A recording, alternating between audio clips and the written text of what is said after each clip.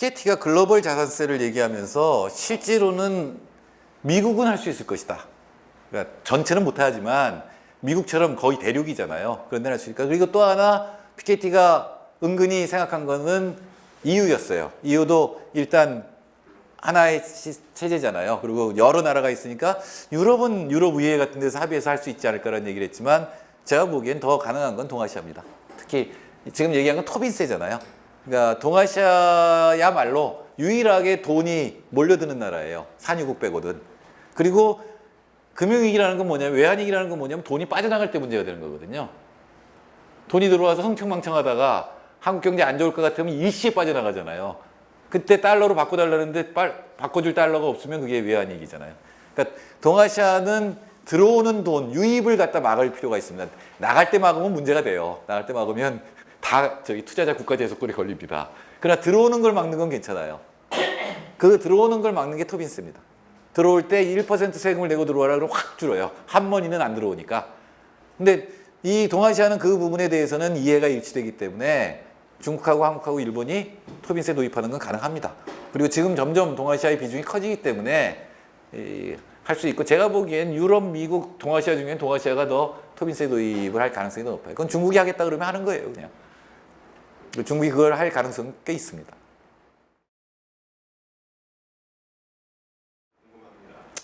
예, 어렵죠. 그게 아마 진보정당, 정의당을 비롯한 진보정당의 가장 큰 과제입니다. 비정규직 조직, 그 다음에 중소기업, 영세자영업 조직인데, 한편으로는 그걸 하면서 또 다른 한편으로는 산업별 적용률 확대 같은 걸 생각을 해볼 수가 있습니다.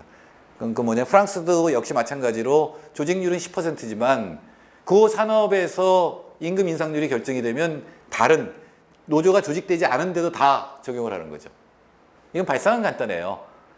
노조원이든 아니든 노조에서 결정된 거는 비노조원도 다 혜택을 보죠. 그걸 산업에도 그렇게 하자는 거죠. 어떤 산업에서 노사협상에서 결정이 되면 그 노사협상에 못 들어가 노조가 없는 다른 기업에도 다 적용되게 하자는 거죠. 그건 역시 아까 여기서 먼저 얘기한 게 부문별 지역별 협상 구조를 얘기했는데, 우리나라 전체 하는 게 지금 어렵기 때문에 지역별 부문별로 하는 것들 하고, 제 생각에는 자치체 중에 뛰어난 자치체가 이걸 먼저 할 수 있다고 생각해요. 자치체가 자기네 동네, 자기 지역에 있는, 그러니까 시정, 서울시 정도면 굉장히 한국을 다 하는 건데, 사실은 가령 구 정도에서 지역에 있는 기업들과 노조 대표가 모여서 그 지역의 임금 인상률을 결정하는 건 충분히 가능할 수 있다. 그리고 그 적용률을 확대하는 거를 결합하면 현재 조직력이 약한 것들을 보완할 수 있다라고 생각합니다. 네, 그게 기본 원칙이죠. 동일노동 동일임금은 사실은 정규직 비정규직 관계에서, 근데 그것도 이제 평가를 해야 되거든요. 그러니까 동일노동 가치 동일노동 동일임금이기 때문에. 근데 그 얘기도 나온 게 제가 인수위 때부터 그 얘기가 나왔으니까 그 언제예요? 그럼 15년 지난 얘기인데 빨리 해야 됩니다. 이건 실천의 문제예요. 본질적인데 그거가 다 시정이 되려면 비정규직에 힘이 있어야 되는 거고, 역시 중소기업에 힘이 있어야 되는 거잖아요. 그러니까 그들의 힘을 어떻게 더 강화시켜 주느냐가 문제입니다. 그래서 정책이라고 하는 게 정부가 직접 개입해서 시정할 수 있는 부분이 있지만 기본은 뭐냐면 인파워링입니다. 그러니까 비정규직이 힘을 갖도록 해주는 거, 인파워먼트라고 하는, 그게 정책의 아주 중요한 기본이고, 특히 이 포스트 케인지안의 소득주도 성장에서는 그게 기본 정책이에요. 어떻게 하면 이 차별을 받는 사람들이 정치적 힘 또는 그 내부에서의 힘을 강화시킬 것이냐라는 거를 제도적으로 보장해 주는 게 중요하죠. 직접 가격 협상에 정부가 개입할 수 있는 방법은 그렇지 많지는 않아요. 뭐 최고임금 설정에서 최저임금 올린다든가 이런 건데, 그러나 그 차별을 받는 집단이 조직하고 좀 더 힘을 발휘할 수 있고 발언력이 커지도록 하는 제도적 보완은 얼마든지 할 수 있고, 적어도 불리한 것들은 지금 시정할 수 있고, 그 중에 반은 뭐냐면 법도 안 지키는 거를 행정적으로 법이 제대로 지켜지도록 하는 거라고 생각합니다.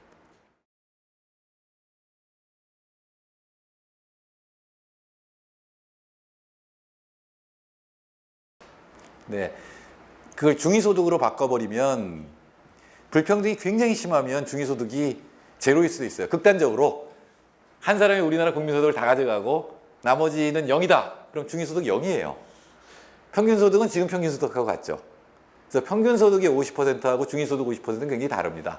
그리고 또 하나는 지금 그 질문하신 건 어떤 신문에서 보셨을 텐데 그게 경총이 내놓은 자료예요. 경총이 내놓은 자료에 그 평균 소득이나 중위 소득을 계산할 때의 그 데이터가 1인부터 다 조사한 거예요. 근데 보통 국제적으로 그걸 비교할 때는 5인 이상의 평균을 냅니다. 1인까지 나누면 우리나라에 무수히 많은 영세가 다 들어가니까 평균도 떨어지고 중위도 떨어진 거죠. 그거하고 비교해서 지금 반 이미 넘었다라고 주장하는 건데 그거는 이제 국제적 비교를 하고 다른 나라와 비교할 때는 그런 다른 통계를 쓰면 안 되죠. 그리고 중요한 거는 평균을 쓰는 것이 50%라는 목표를 얘기할 때는 그건 평균의 50%고 그 50%를 대충 계산하면 8,000원 정도예요. 아까 오바마가 40% 올린다 그랬잖아요. 근데 우리나라 5,580원에서 40% 올리는 게 8,000원이에요. 딱 평균 소득, 평균 임금의 50%가 돼요. 시중 노동 단가 정도 되겠네요. 예, 공공 단가가 약 8,000원이에요. 그건 대체로 우리나라 평균 임금의 반 정도고 그거를 한꺼번에 달성하기 물론 어려워요. 그러나 앞으로 수삼 년 내에 평균 임금의 반으로 간다라는 걸 세우고 금년에는 그럼 25% 올려서 7,000원 정도. 그래서 올려서 3년 정도면은 그러니까 그때는 올라갈 테니까 조금 더 올라가겠죠.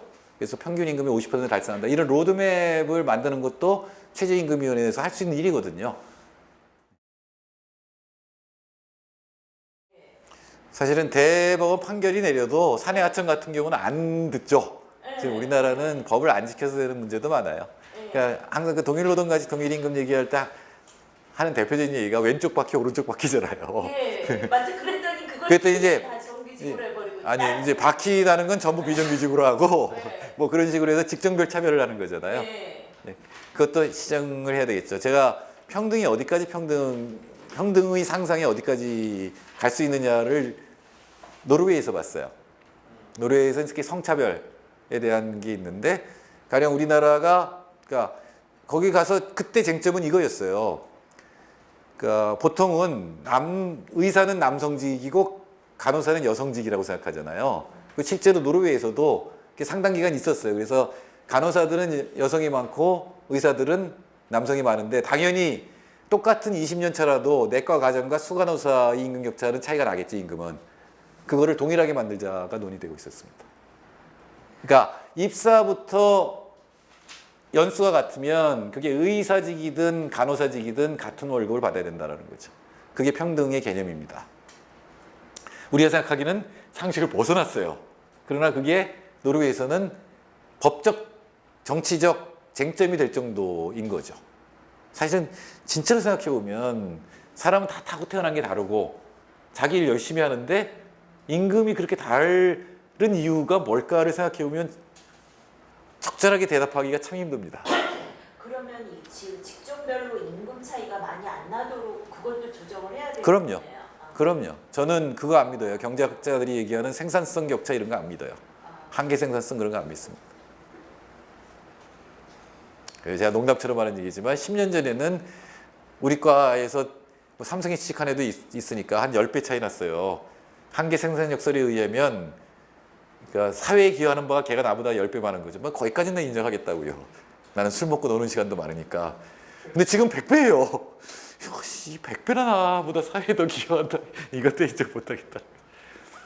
그러니까 기여라든가 중요한 직종이냐 아니냐는 거는 롤스식으로 얘기하면 굉장히 우연에 의해서 지금 결정된 겁니다. 롤스가 하는 얘기에 샌델이 롤스 얘기를 하면서 하는 얘기가 있는데 하버드 대학교 애들한테 이제 뭐 여러 가지 얘기를 하다가 너들이 2000년 전에 태어났다고 생각해봐라. 너 같은 놈이 그 사회에 가장 쓸모없는 놈이다. 우연히 2000년 뒤에 태어나가지고 지금 우연히 너의 특성에 맞는 직종이 지금 돈을 많이 받고 있는 거지 그게 네가 월급을 많이 받는 근거가 될 수는 없다. 이거는 정치 철학적으로 거기까지 갈 수 있는 거고 경제학적으로도 마찬가지라고 생각합니다. 그렇게 기여를 이 경제학에서 얘기하는 것처럼 그렇게 측정해서 그렇게 만들 수는 없어요. 사실. 국가가 다 교육비를 낸다든가 해서 해버리면 괜찮은데 의사가 되기 위해서 투자가 많이 됐기 때문에 많이 받아야 된다 뭐 이런 게 있는 거 아닐까요? 그래도 한번 따져볼까요? 얼마나 투자했고 그게 그 다음에 월급 격차, 월급 차이하고 그 투자비 차이가 얼마나 차이가 나나. 뭐 그래서 이 공공의료 생협, 그러니까 의료 생협을 할 때 가장 걸림돌 중에 하나가 의사를 못 구하는 거예요.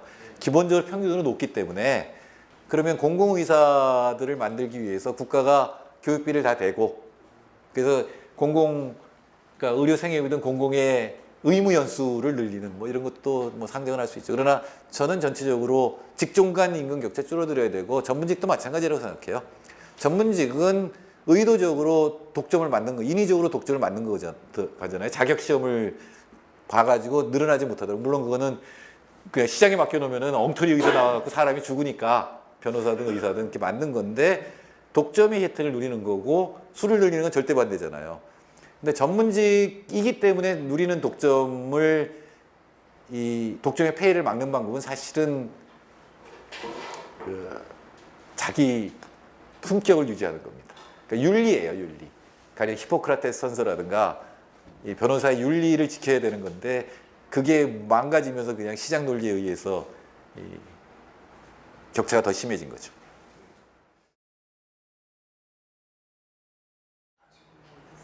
그러니까 부채 문제가 심각한 거는 미국도 마찬가지인데 부동산하고 연결돼 있기 때문입니다.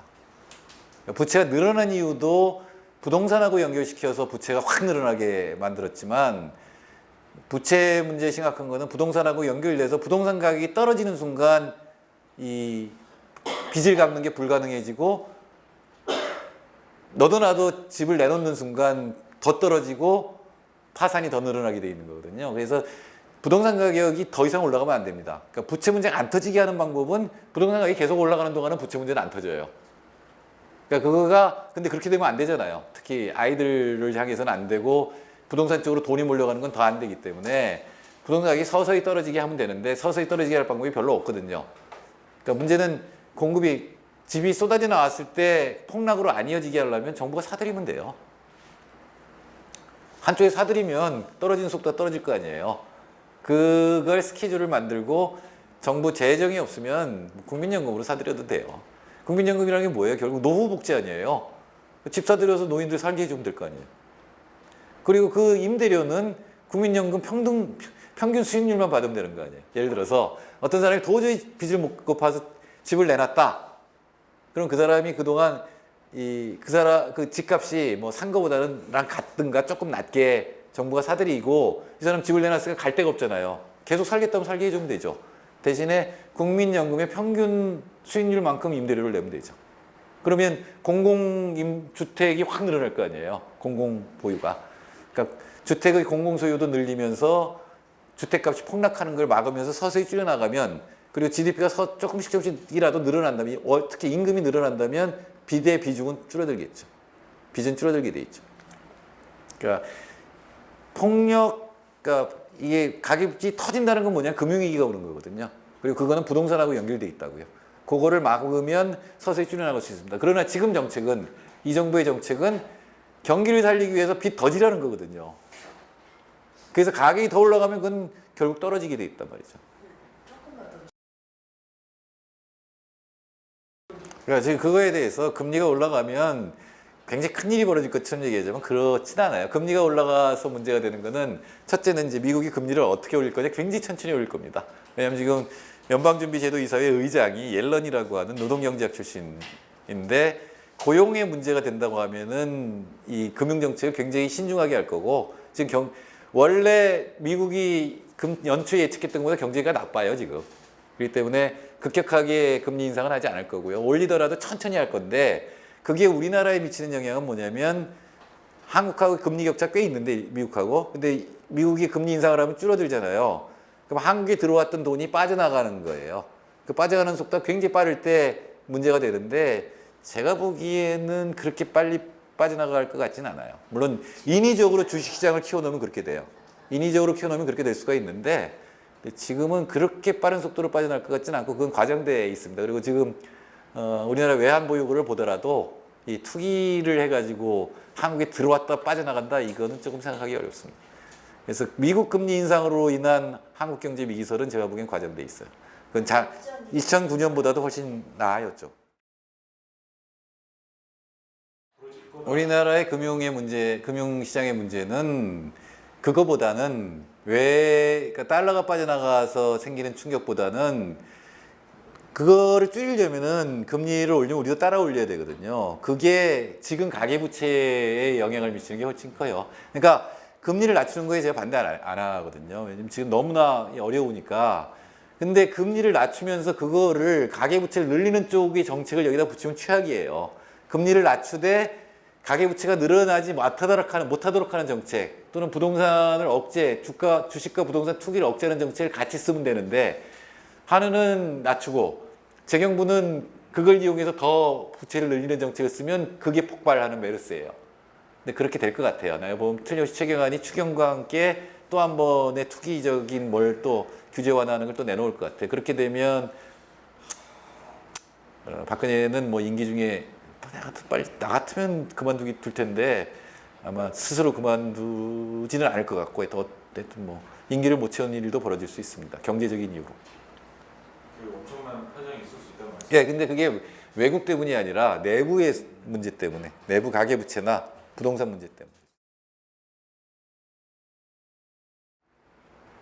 그러니까 국민의 정부하고 참여정부에서 개성공단 구성이라는 게 그 비슷한 얘기죠. 그러나 홍콩과 중국 관계랑은 전혀 다르죠. 아무튼 시간이 워낙 많아. 아니요, 차이가 중국 GDP가 뭐 홍콩 GDP에 얼마나 될까요? 당시에도. 근데 지금은 한국 GDP가 북한 GDP 한 40배쯤 되거든요. 그러니까 북한이 아무리 빨리 커도 그게 한국의 경제에 굉장히 큰 영향을 미치진 않아요. 물론 중소기업에는 일부, 중소제조기업에는 좋은 영향을 미치죠. 더 큰 거는 사실은 남북관계가 개선되면 여러 가지 비용이 줄어들죠. 안보와 관련된 비용들 이런 것들 줄어들고 또 남북관계가 개선되면은 미국하고 관계에서 우리가 불리하게 지금 맺어져 있는 여러 가지들도 개선이 될 수가 있으니 그런 효과가 더 클 거고요. 다른 무엇보다도 북한이 지금 경제가 좀 더 남북 간과의 관계에 의해서 개선되지 않으면 저는 지금 북한이 거의 경제적으로는 중국 식민지라는 생각을 많이 해요. 좀 심각해지죠. 중국도 마찬가지로 패권 국가이기 때문에 걱정을 해야 되는데 제가 비서관일 때 이 개성공단도 제가 맡은 부분이었어요.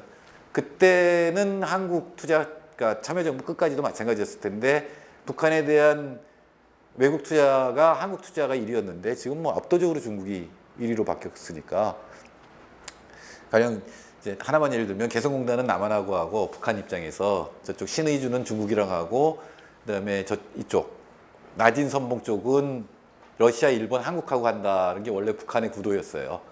근데 지금 중국을 끌어들였잖아요. 나진 선봉도. 그거는 북한이 중국 의존도가 굉장히 높아졌다는 거죠. 요새는 러시아랑 뭐 관계 개선하는 것 같긴 한데 그러니까 무엇보다 더 좋은 거는 남한하고 북한이 이 관계 개선이 되고 경제 성장을 하는 게 제일 북한 쪽에서도 바람직하죠. 근데 여러 가지로 지금 남북 관계를 악화시켜서 자기가 이익을 보는 세력이 그쪽에도 있고 이쪽에도 있거든요. 그러니까 그 부분이 먼저 정치적으로 바뀌어야지 그럴 가능성이 트져진다라고 생각하고 남북 관계 전체 외교적인 것도 제일 잘한 게 DJ 때인데 그건 역시 뭐 노무현 때도 그걸 이어받으려고는 했습니다만 남북이 독자적으로 관계 개선을 하는 게 굉장히 중요해요. 그거 없이는 다른 어떤 북핵 문제라든가 또는 영토 문제 이런 거에 시달리게 되면은 남북 관계가 개선되기 굉장히 어렵죠. 독자적으로 그 남북 관계를 개선하려고 하는 노력이 선행이 돼야지 나머지 얘기도 할 수가 있을 것 같습니다.